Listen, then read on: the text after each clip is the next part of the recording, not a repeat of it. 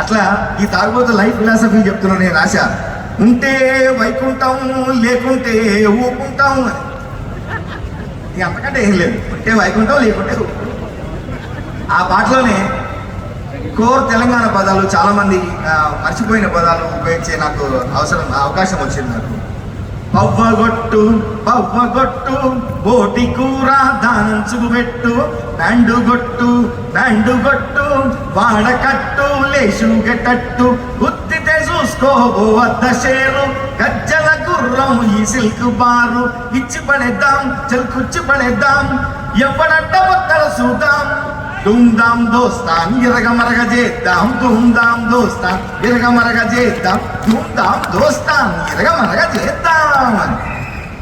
అందులో మన ఏంటి, మన మనస్తత్వం ఏంటి, వ్యక్తిత్వం ఏంటి అని చెప్తూ, కంట్రోల్ బియ్యం కారం మెతుకుల్ చుట్టూరా దోస్తుల్ ఇవే మాస్తుల్.